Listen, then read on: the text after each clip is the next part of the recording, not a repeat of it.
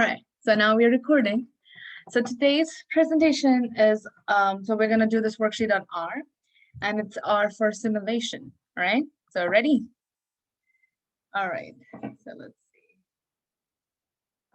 Okay, so what's today's objective? Today's objective is to simulate a game of chance, calculate the probabilities by repeated numerical experiments, and learn about some R functions, okay? All right. So now the game that we are going to do today is of two people, Byron and Paul. They play a simple game involving repeated tosses of a fair coin. Each round, the fair coin is tossed. Head, Byron wins $1 from Paul. Tails, Byron gives $1 to Paul. Okay. If Byron starts with $0, we are interested in his change in fortune as the game is played for 20 tosses. Note, they're allowed to go in debt during the game. They're good friends and will settle their debts later. Okay, so do you guys understand the game? Any questions about it? Yeah. Yeah, okay, perfect. All right, so the game again has 20 tosses. We want to calculate the probabilities of the game from sampling, and we need to simulate many games between Byron and Paul. So one of the ways we can do this is for loop. Do you guys remember for loop from one of the discussion sections? Yeah. Yeah. So what does a for loop do? Just you can give it a condition and it does it as many times that condition would run, right? All right. Yes. Okay. So each fair coin toss will result in winnings of either $1 if we get the heads or a negative $1 if we get tails. And then two possible outcomes would be +1 and -1. Is that okay? Yes. Yes. Yeah. Okay. So tell me something. When will we get +1? Heads. When we get heads. When will we get -1? Tail. Tails. Good. Tails. So yeah. So if we get heads or tails, what are they? Do they have equal probability of occurring, heads and tails, if it's a fair coin, or does one has more probability than the other? Equal proper. Is Equal equal. probability, right? If we have a fair coin, the probability of occurrence of heads or tails should be equal. Okay? Make Nope. sense? Yeah? Okay, cool. So Mhm. what is the vector of both the outcomes then? So we can either get a +$1, or if we lose, we get a -$1. So what is the vector of the outcomes?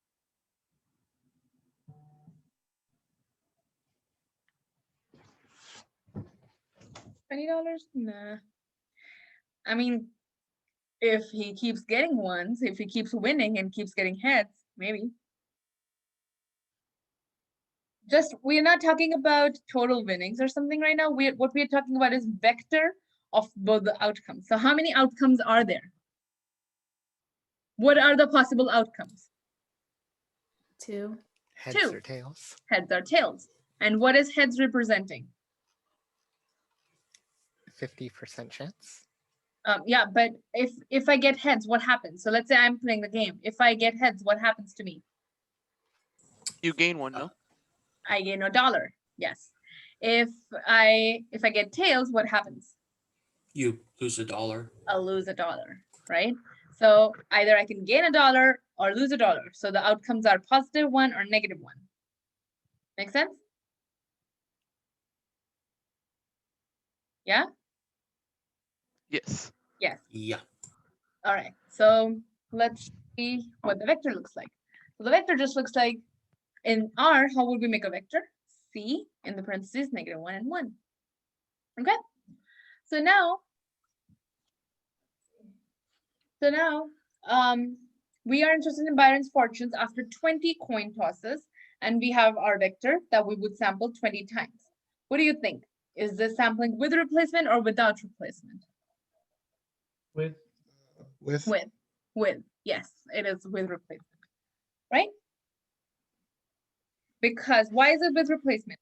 Because if I get a heads, my getting heads right now doesn't affect my next outcome. Right? Any of my outcome doesn't depend on any other outcome. If I get heads, I get heads. If I get tails, I get tails in an outcome. Make sense? Yeah. Yeah, so they're independent. All right, so let's try this. Let's try to code this in our studio. Sample, so it will give you random sample from -1 and 1. Size is 20. That means 20 samples, and replace is true, so with replacement. So it we'll get 20 numbers between, so from, not from or between, of -1 or 1. You'll get 20 of those samples. Okay, so let's try that. I'll also put this code in the chat, so it's easier for you to just copy if you want. Okay? But I want everyone to try that.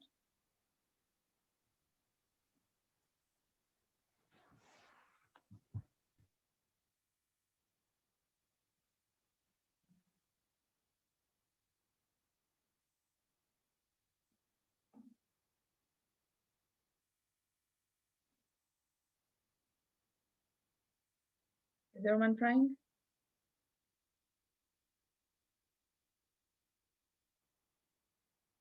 This goes on our console, right? Or our command window?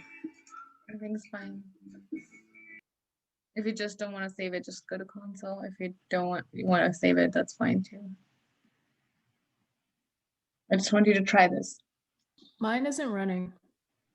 Okay, do you want to show your error or something? You can put your error in chat and I can look at it. Oh, Okay. sorry. It's running, but it's like just giving me like a little carrot. Are you running in console? I think so. Pretty Hmm, sure. Okay. Oh, just kidding. I got it. I got it. Okay. Come Okay. on. Cool. Cool.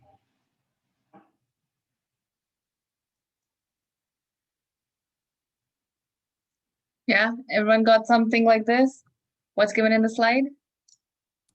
Yes. Yeah. Yeah. You all don't have to Sorry, get I don't know exact- where this goes. what. I don't know where that line of code goes. You can put it in your console in RStudio if you're using RStudio. Hmm. Put it in the console and run it. I got an error. Sorry? I got an error. Are you running it in console?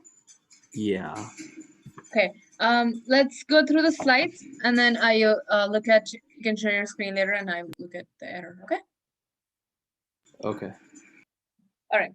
So you don't have to get exactly the same thing. What happened?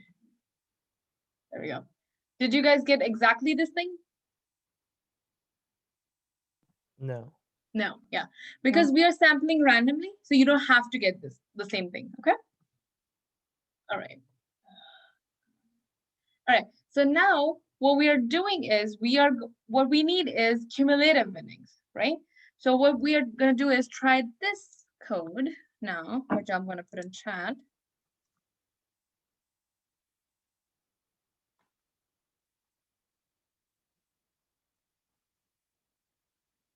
And then I'll explain you what's happening, okay?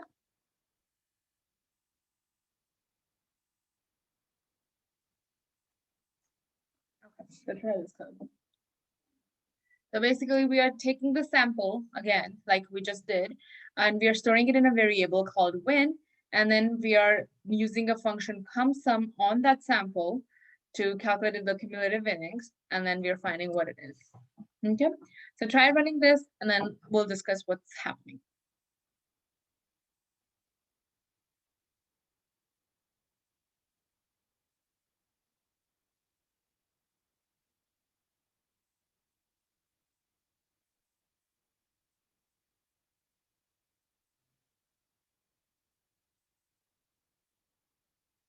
That's fine. All numbers are negative. That's fine too. It just depends on your sample. It just depends on what the vector pin is. I must have no, that's fine, Brandon. I got error object comma when not found. Did you store the cum.win as CumSum win? Yeah. Where is the code?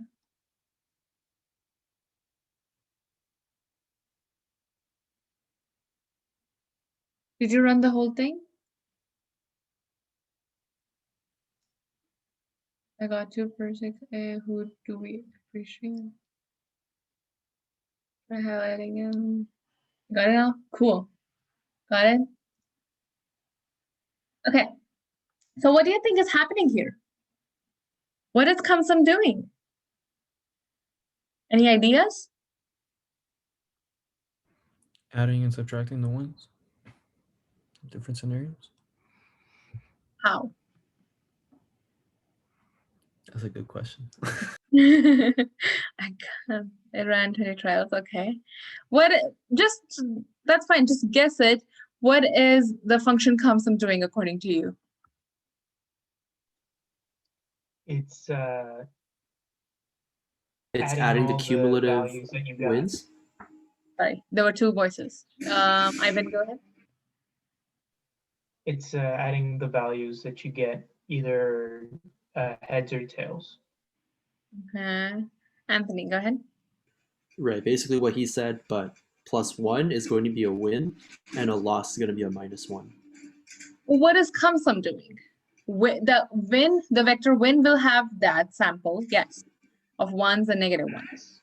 What do you get in cum.win? Cum.win. Do you get in that? You get the final value that it settles upon after 20. How is it getting 20 that samples? these values? How is it getting this 1, 0, 1, 2, 1, 0, blah blah blah? How It's is it getting? adding all the previous values together. Yes, yes, yes, exactly. You got it. You got it. Perfect. Okay, so let's see. All right. So the win vector looks something like 1, -1, 1, and just the samples from 1 and -1. Okay. So what the CumSum is doing is it's basically taking this first thing, right? So first is 1 and then 1 in the CumSum. Now, the next time what it's doing is adding the first 2 values, so 1 and -1, so you get a 0. Then it takes the 0 and adds the third one to it, the third place value to it, you get a 1. Now the total sum is 1, the running sum is 1, and it adds the 4th place value, which is 1 to it, so you get 2. Now the running value is 2, the next value we have is -1, so we add that and we get 1 again. Does that make sense? Yes. Yes? Yeah. Okay, perfect. Did I explain it fine? Yeah. Yeah, okay. All right, so let's say this is a vector. So let's try running this. If we have a vector v of 1, 2, and 3, what would CumSum do to it? So let me put that in the chat. We can all try running it. 1, 2, and 3. And then we want the CumSum of v.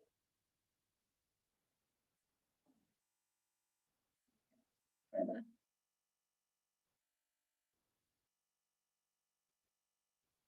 So what I can do is, let me try sharing my RStudio and running this in front of you.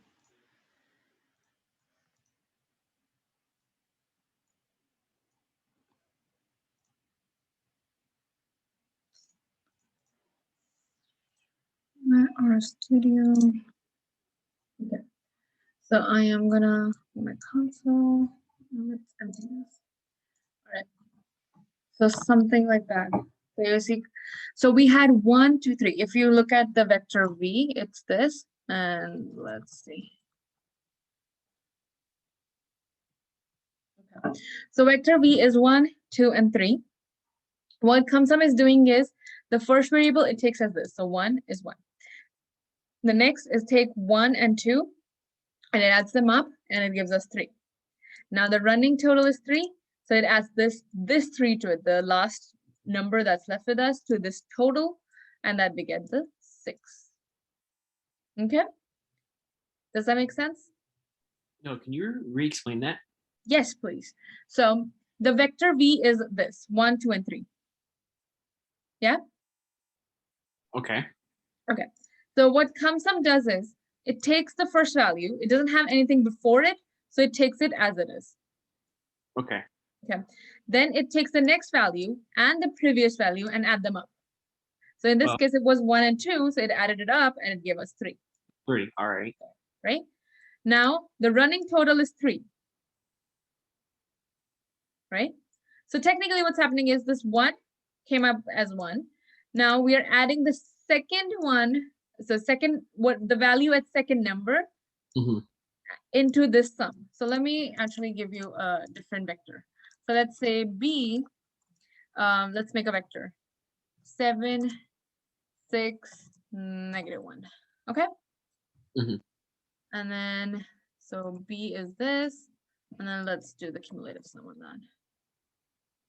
Okay, so let's see. So first number is 7, so that came up as this, right? So next is 6. What it did is the running total is 7 because 7 didn't have anything before it. So the running total is 7. To this 7, we add this, the second number, which is 6. Yeah. And then, So the Okay. running total now becomes 13. Then the next number is -1. We add that to the running total, which is 13, and -1 becomes 12. gotcha.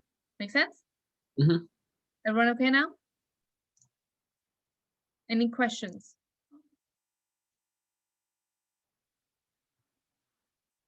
Any questions on how this function is working? No, that makes sense. Okay, perfect. All right. So now, what about if we do on the same vector v, which is 1, 2, 3, we do now find sum of v rather than CumSum of v. Can you guys try doing that?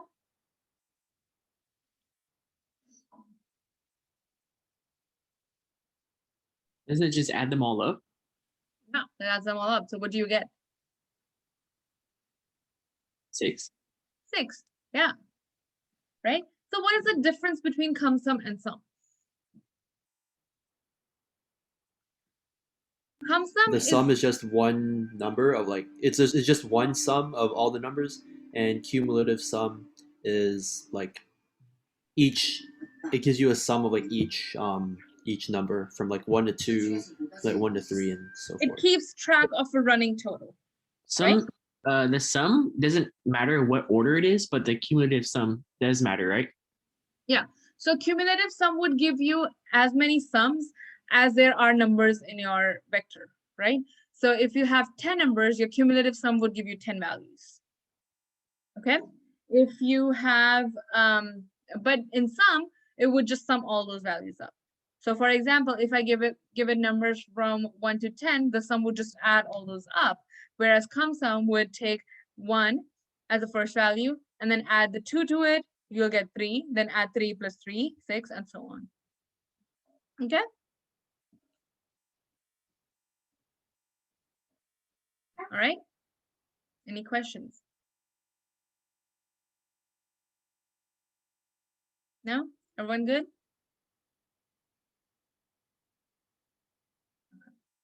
We're good. Okay, thank you. All right. So if we want to calculate Byron's total winnings, should we use sum or should we use CumSum for total winnings? Sum. Sum.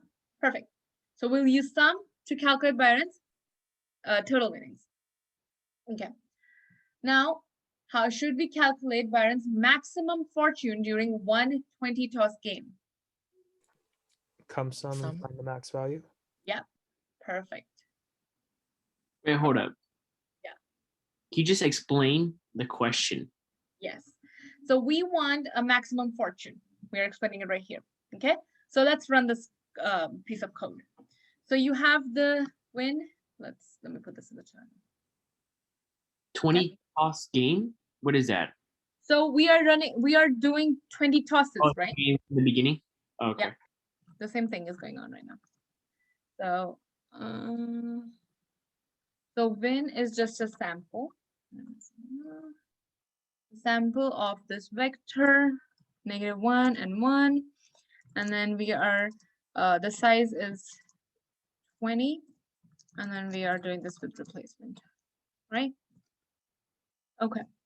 So, and then we are doing cumulative winning. And that is the sum of the vector when. And then we have maximum of $1. All right, so try that out and we'll discuss that.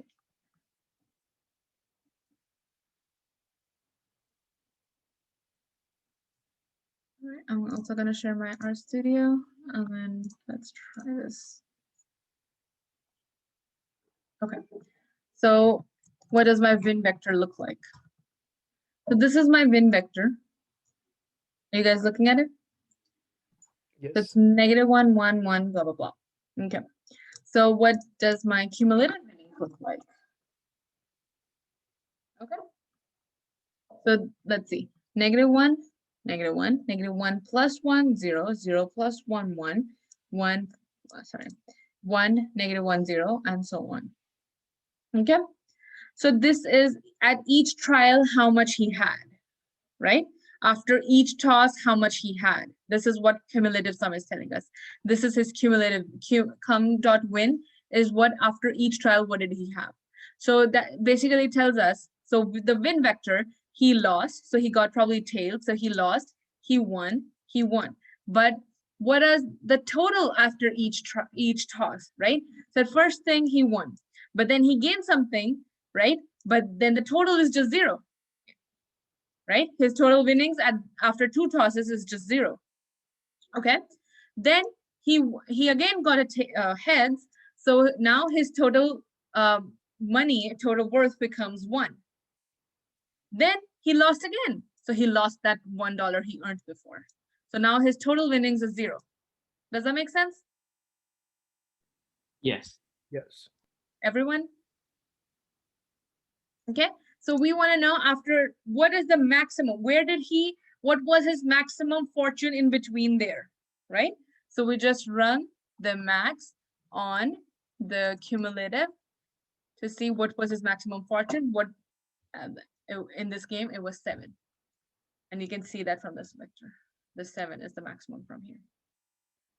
Does that make sense? Devon, you asked that question. Does that make sense? Oh yeah, that makes sense. Okay, perfect. If you got really lucky, the cum.win could be 20, right? Yeah, if you got really lucky, definitely. Cum.win wouldn't be 20. At the end, it will be 20, right? So your maximum would be 20. Oh, max, yeah, Yes. that one. Because cum.win is just cumulative winnings. Yeah. Okay. All right. Okay. So let's see what the relation between cum-sum and CDFs is. Let's say you have a PMF of this vector, and then you want to find CDF. And that's basically how we find CDF. Remember from the PMF that we have probabilities. And to find the CDF, we just take the probability and then add to the second one, the sum to the second one, and then get the third one, the third one to the next one, and get the fourth one, right? And so let's say you have some PMF given to you, how would you calculate the CDF? Just run this function, cum-sum on PMF, and then you'll get the CDF of that PMF. Okay. Questions? No? Everyone's good? Okay. So now we're gonna try something else. Now what's happening here? So let's say we are given a vector v, which is 1, 2, -3, 4, -5, 6. We want to find a sum when v is greater than 0. Now let's understand what's happening here first. You guys can run it too, but let's understand this. So the inner part, v is greater than 0. What does that give you? That just gives you a logical answer, 1 or 0. So it will go to the vector v. So let me actually share my RStudio and run this with you guys. So let's say I have a vector v. Okay, what does it look like? 1, 2, -3, 4, -5, and 6. Sorry. Okay, so let's see what v. This is what v looks like. Okay, when I say v greater than 0, this is a logical thing. Look what it gives me. It gives me true because v is greater than 0 at first place. Then second place, v is greater than 0. Then it again gives me true. Then at the third place, it's not greater than 0. So it gives me false, then true, then false, then true. Okay. So now when I say I want to find the sum of when v is greater than 0, so what it would do is for every true, it will calculate it as 1, and every false, it would take it as 0.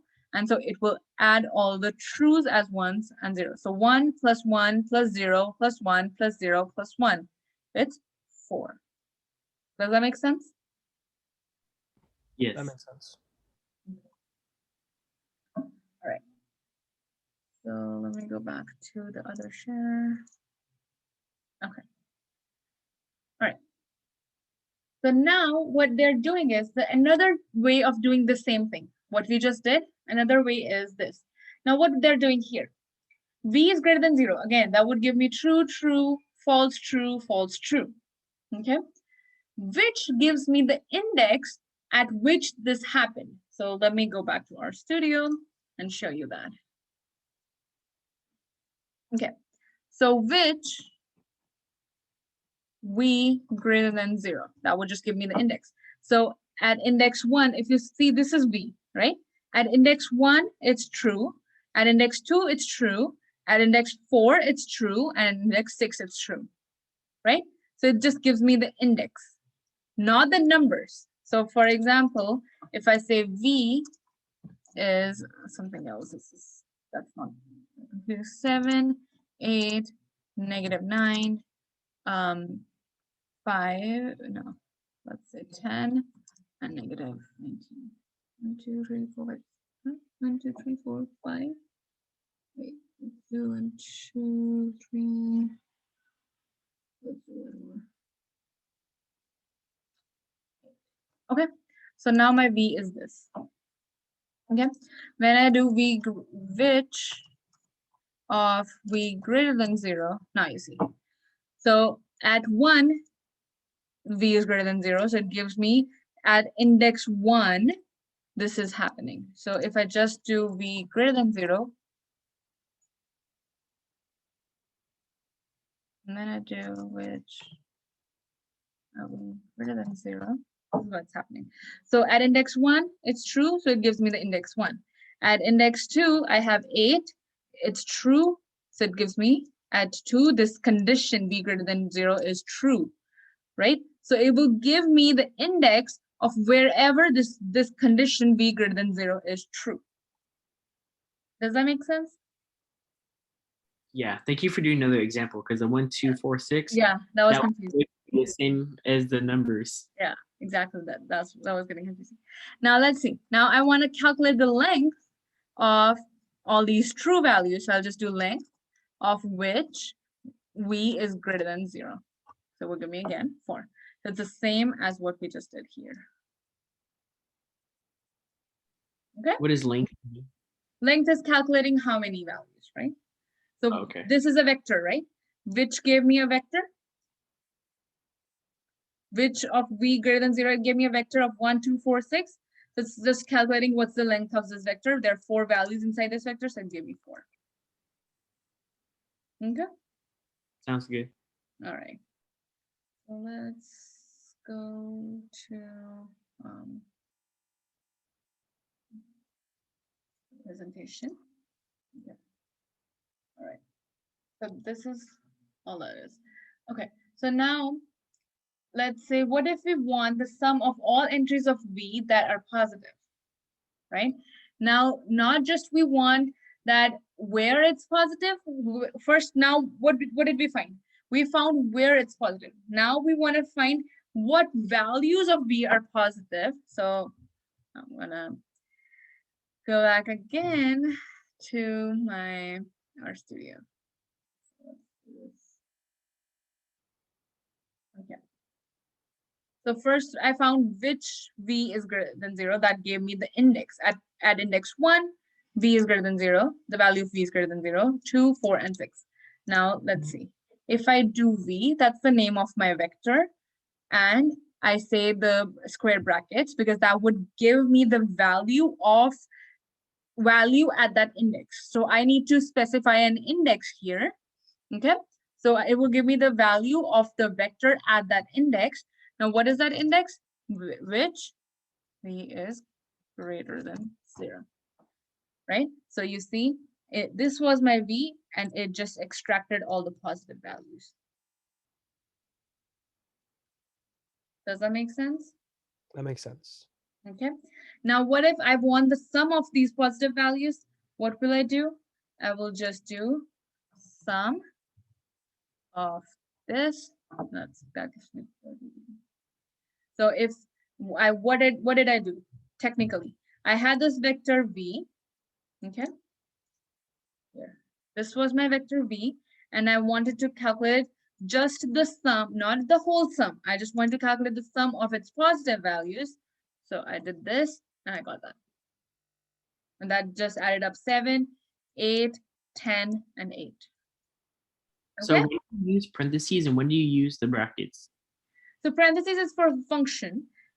I use the brackets, the square brackets, when I wanted to access the value, a certain value of that vector. Okay. Okay? Clear?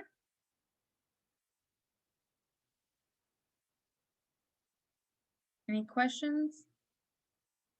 Nope. No? Okay. So let's go back to the presentation, and that's what it's doing. So do you guys understand each line of this code? Yes. Okay. All right. Yeah, in that which function, yeah, I see that they're a little messed up. The parentheses and brackets are a little messed up here, but that's fine. All right, now the fun part. We'll go to the worksheet and do the worksheet. There's a sample code uploaded. You just need to edit that and then do this thing. Okay, I am gonna stop share. Any questions?